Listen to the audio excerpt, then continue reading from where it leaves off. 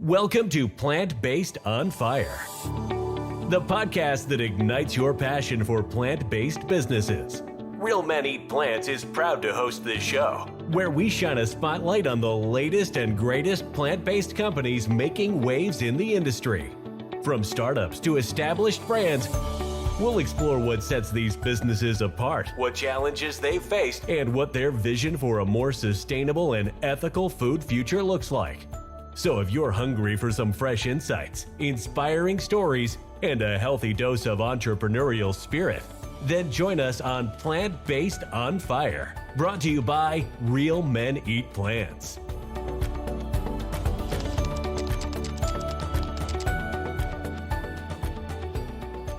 Hello, everyone, and welcome to Plant-Based on Fire, where we talk about plant-based businesses and their inspiring stories to thrive in our industry. I'm your host, Bryan, and joining us today is Elysabeth Alfano, the CEO of VegTech Invest, an advisor to the VegTech Plant-Based Innovation and Climate ETF, EAT-V, founder of the Plant-Based Consulting and host of the Plant-Based Business Hour, one of my favorite podcasts, and host of Upside and Impact, Investing for Change on the New York Stock Exchange platform. So welcome to the show, Elysabeth. Thanks for being here. So happy to be here. Thanks for having me. I have just been following you, and I feel privileged and honored to have you on the show and get to know you a little bit better. I'm so curious because I see you interview all these other business CEOs and high power profile plant-based businesses. And I'm so curious, what got you into this? What was your sort of transition entry into the plant-based realm that brought you into this world? Sure thing. So many different points of entry. Should I start with the business or the podcast or just the general personal story that led me down? I'm curious. For me, it was forks over knives like 14, 15 years ago. What was your oh, I got to change moment? Oh, okay. So mine's maybe even more visceral than this. My earliest memory as a kid is that I couldn't eat meat. It's my earliest memory of life. I just couldn't chew it. The taste was okay, but I just couldn't chew it and I couldn't swallow it. And my parents, who love me and I love them back, there's no problem. They're beautiful people. They were like, oh my gosh, our kid's going to die. She's not getting protein. And it was a, kind of strict upbringing. And they were like, young lady, you are not leaving your seat until you finish that meat. And I just couldn't do it. So I started hiding it all over the house, like under the radiator, under the table, in my jeans pocket. Well, then they, found me for lying, and then they really punished me. So everybody else would be, watching TV together in the family room, and I wouldn't be allowed to join because I had lied to them about not finishing my meat. So fast forward, I'm an adult in my 20s, and I kind of know about animal factories, and I'm thinking like, well, why, this makes no sense. And I would bring it up to people and I would say like, I didn't know anything about cheese then, but I would say like, hey, do we really need pepperoni on pizza, everybody? Like, well, let's not do it. And they'd kind of, today we would call this bullying. They'd say like, oh, you're a food hugger and you're and I was like, I can't believe it. People are making me feel bad about something that they're not kids, they know. Yeah. So I kind of solidified in my head, like, I guess this is what it means to be an adult. You do that which you know is wrong, but you do it anyway. Mm-hmm. And I was just struggling with this, right? Because it makes no sense. And then, fast forward, I'm in my 30s and now I'm like, what do I do with this? Like long time. And I'm not a wallflower. I have and I'm an outspoken personality. It wasn't until my 40s that my nephew came home from the University of Oregon, where he was playing on the football team. And he came home for Thanksgiving and he said, Coach said, if I'm going to play for the team, no meat, no dairy. And I was like, wow, rat bastard. You might have to bleep that. Sorry. I had been waiting for an adult figure my whole life because my parents had told me no, I couldn't. I was waiting for an authoritarian figure, and I was vegan mid-sentence. I was like, I knew it all along, and I denied my voice, and I denied my body. I knew it. Coach said, Division I, University of Oregon, no meat, no dairy. I was I was gone. I was so in. Wow, that is awesome. What a powerful. And did you get to uh like was the rest of the team, the whole team did the same thing as well? And Yeah, so yeah, that was the rule. If you that was the nutrition coach, and while you're okay. in season, which you're training almost as long as you're Yep. actually playing, so like 9 months out of the year, no meat, no dairy for them. Wow. And fish That from is time to awesome. time, but no meat, no dairy. And so I was, Yeah. I was like, yep, no meat, no dairy. And I started exactly like the team, no meat, no dairy, had a little bit of fish. And then once you're in it and you start getting educated about it, you think, oh, I don't need fish. I'm not doing this either. Yeah. Thanks, I'll forgo the It's a mercury poisoning. domino effect. Yeah, Yeah. yeah, yeah. And then, once you realize this, you start thinking, this is a really inefficient business equation. This is an awful healthcare cost equation. This is awful for animal welfare. Yes. This is awful for planetary health. I think I should use my business skills and my professional Mm-hmm. skills to now back up what I'm doing on a personal level. So once I was in for myself, I really thought, oh, the business opportunity is undeniable here because we're Yeah. not going to be able to create food as inefficiently as we do now through the inefficiency of animals, the waste, I don't Mm-hmm. know how much you talk about it on this show, but the misuse of land and water resources, the leading cause of biodiversity loss is animal Yeah. factories. 41% of the world's tropical deforestation is happening because of animal factories grazing and raising animals. So, 32% of the world's global methane emissions, one Mm-hmm. third is coming from I animal. know. I mean, these are, you won't impact climate change if you don't address that methane number. So it was undeniable to me that there would be food systems transformation. And so I started working in that arena. And so how long have you been doing this? And you've gotten into, you have created an ETF that's all focused on this. I want to know more about that, and how long have you been doing this business realm here? Sure thing. So, just for those folks who might not know, an ETF is called an exchange traded fund. You kind of think of it like a grocery basket. So, you go to the store and you're like, okay, I'm going to get some brown rice and some chickpeas and some fruit and some kale and some Beyond Meat. I'm going to grab some Oatly and I'm going to get some Celsius water and I'm going to get, plant-based pizza and some plant-based chili and I'm leaving. You leave the store and you've got, 40 different items of food in your one grocery basket. Well, that's kind of like an ETF. You have, 35, 40 companies in one ETF, and then you buy and sell, you trade the ETF. So in our case, it's EAT-V is the ticker. And then you get your exposure to that sector, those, 35, Mm-hmm. 40 companies in the groceries basket in the ETF. So I wanted to invest in what I considered to be an undeniable systems transformation, a a business equation that was not only ripe for disruption, but it's unfeasible. It's not feasible that it wouldn't be disrupted Mm-hmm. because the inefficient way we produce meat means that many people aren't going to get food because there's not enough land and water and trees to That's right. deforest to get all of those people food in Africa and India and China as they have a growing middle class. So then you're going to have governments that are going to be concerned about feeding people and they're going to start investing in alternative proteins. So I thought, well, this is kind of a no-brainer in a sense that I know that this is going to shift. So I wanted to invest in the public markets because those companies that are focused on plant-based innovation, which would include cultivated meat and precision fermentation, as well as plant-based items up and down the supply chain, so not just the consumer packaged goods Mm-hmm. at the end, but the whole supply chain. I thought, well, these companies are vetted, they're publicly traded, they're larger, they're more stable. Whereas venture small startups, most of those companies, statistically speaking, fail. And then you've Yeah. made no impact.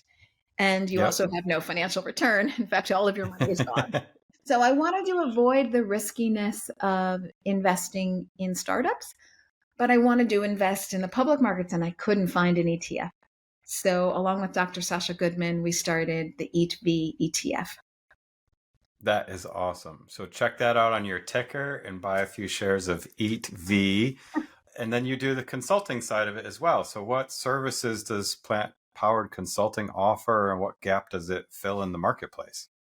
Yeah, I usually work with large multinational companies, helping them identify the trends and white spaces in sustainable food systems transformation, which is plant based innovation.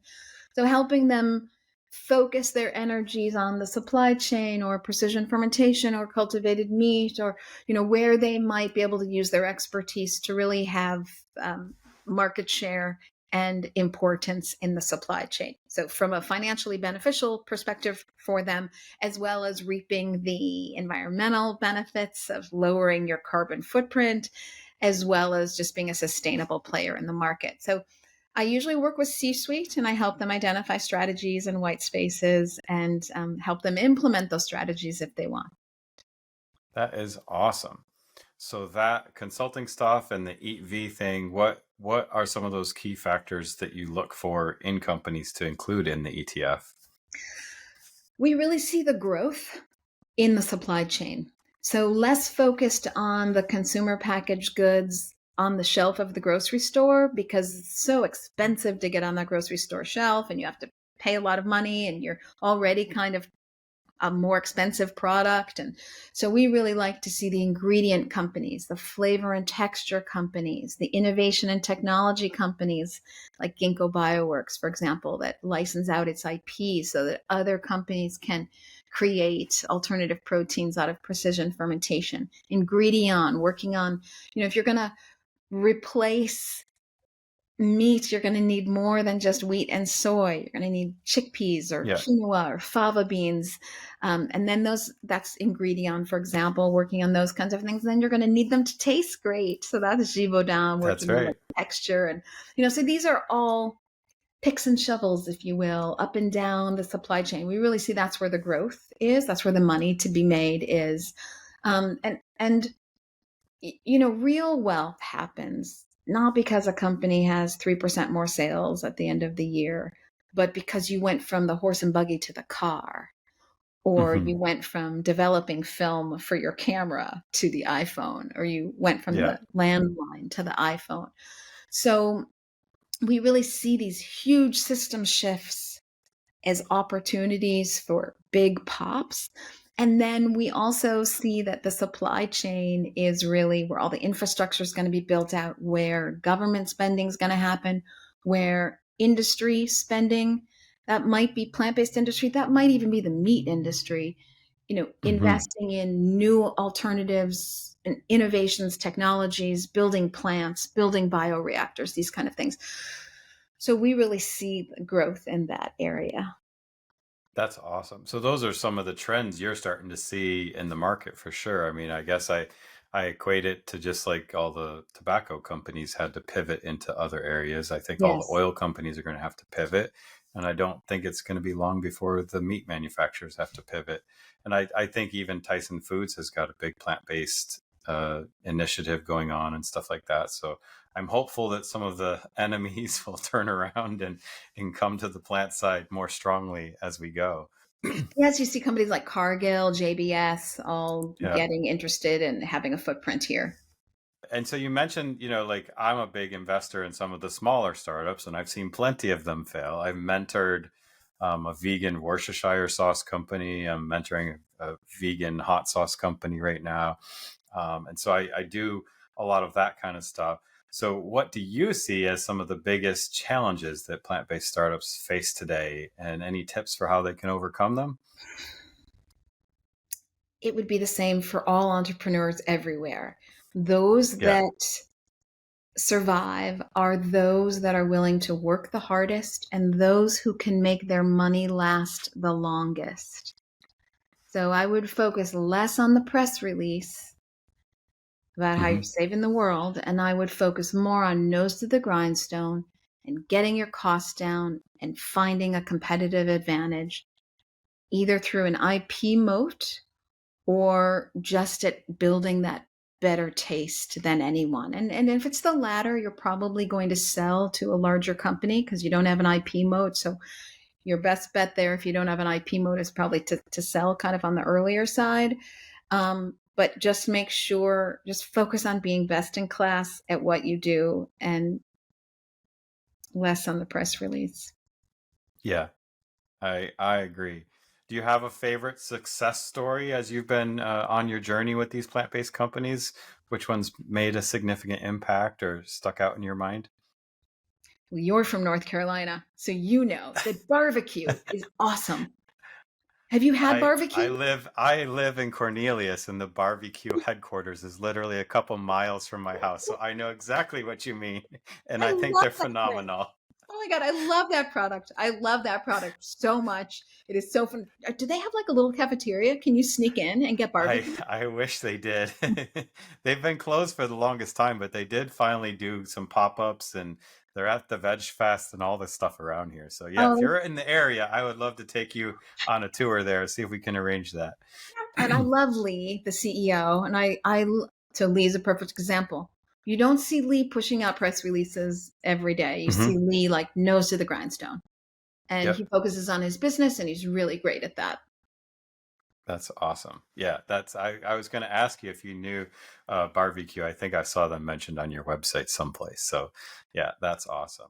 If you want to optimize your health by following a plant-based low-fat diet, look into the education, events, recipes, exercise, fun, and more provided by the Plant-Based Nutrition Support Group at pbnsg.org.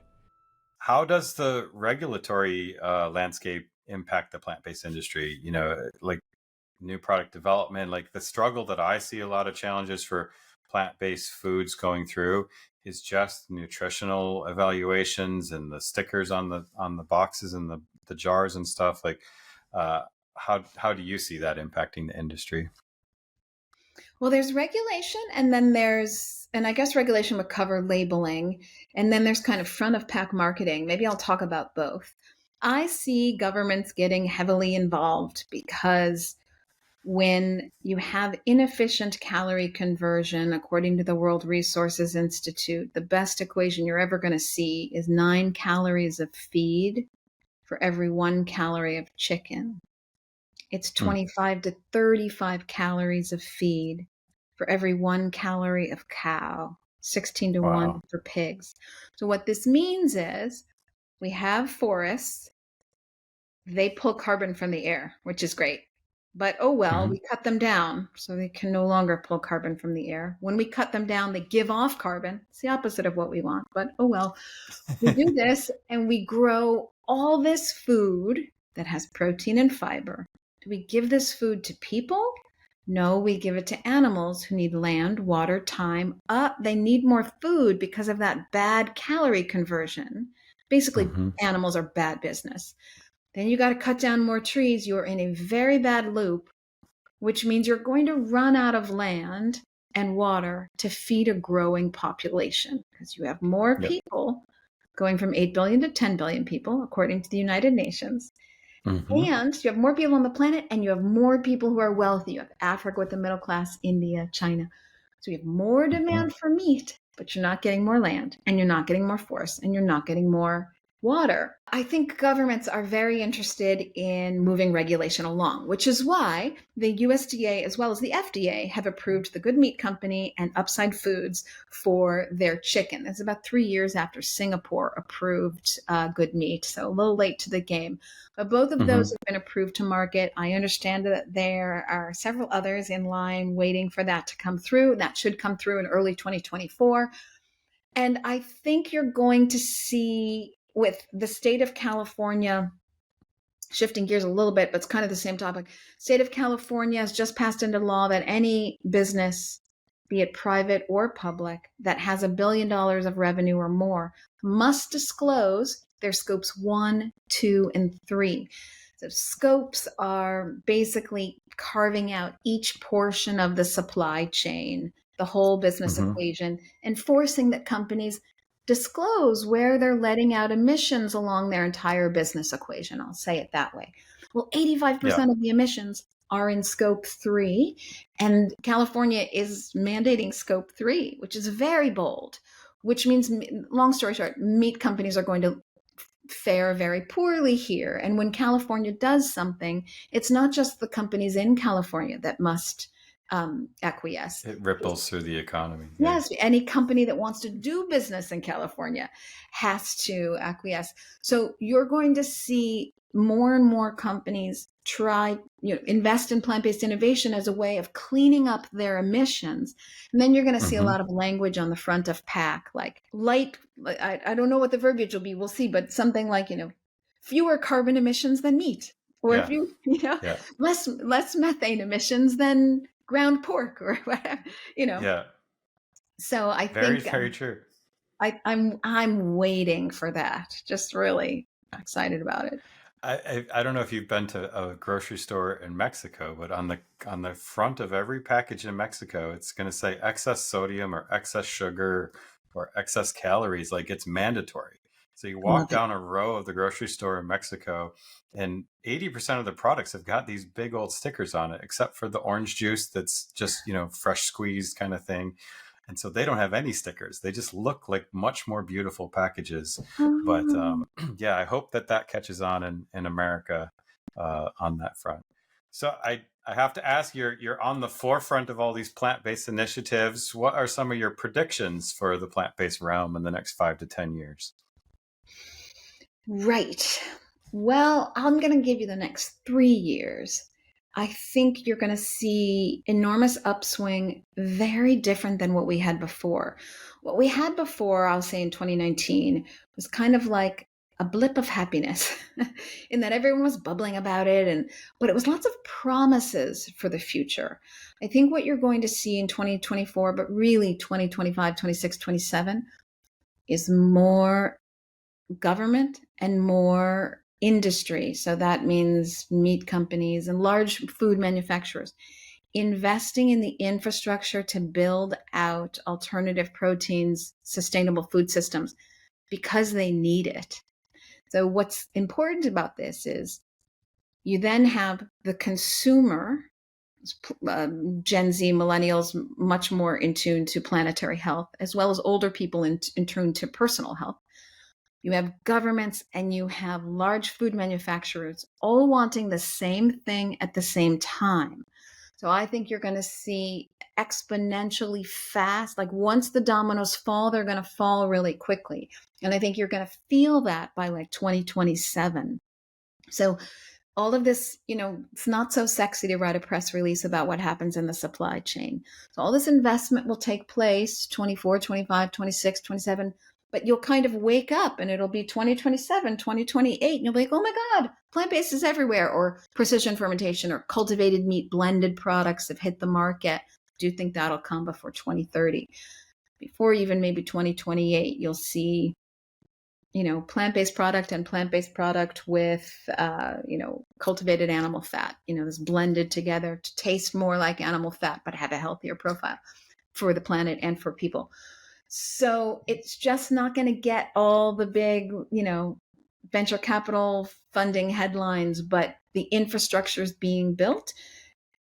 And I think that's going to happen silently over the next couple of years. And then you're going to wake up and it's going to be like, wow, our food system has changed, but a certain degree. It won't change 100% in 5 years, but you'll feel a dent. I spoke with somebody a couple of weeks ago who's been vegan for like 45 years. And he just said, in the 45 years I've been doing this, it is a night and day difference. So just some of your perspectives on just the next 3 years are exciting for sure. Yeah, because I see more and more innovation coming down that supply chain for sure. So Elysabeth, it's been a blast hanging out with you and talking with you. What can we do as a community to help, and what are the best ways to get in touch with you?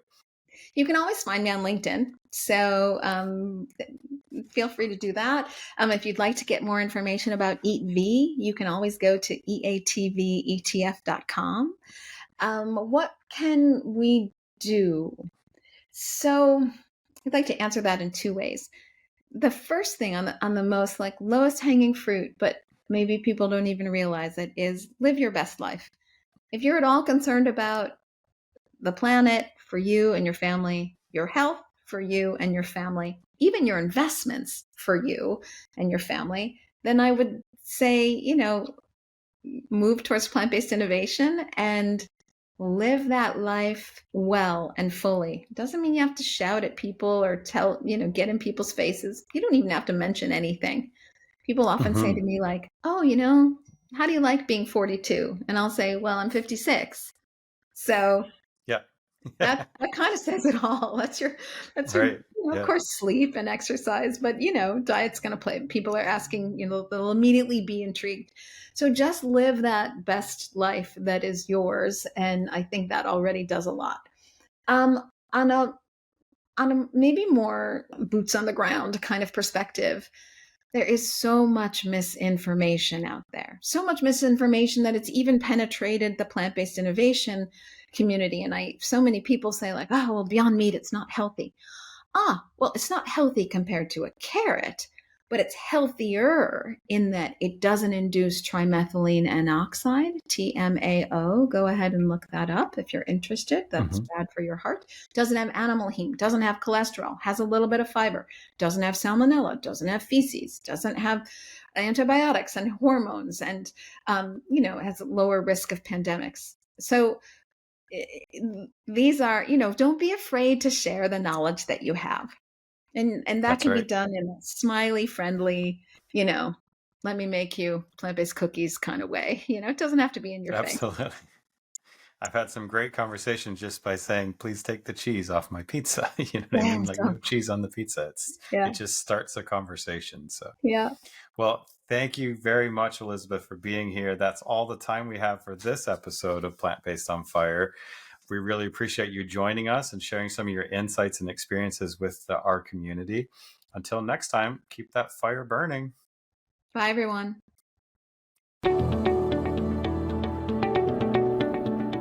And that's a wrap for this episode of Plant-Based on Fire.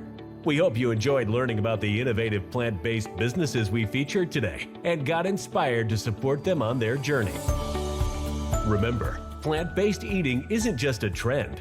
It's a way of life that benefits your health, the environment, and animals. By choosing plant-based foods, you're making a positive impact on the world and helping to create a better and more compassionate future. If you want to join the Real Men Eat Plants community and get even more resources to help you go and stay plant-based, check out our blog, podcasts, and 30-day challenge at realmeneatplants.com. Thank you for tuning in to Plant-Based on Fire, brought to you by Real Men Eat Plants. Head over to Apple Podcast and give us a review, and let us know what you think of this episode.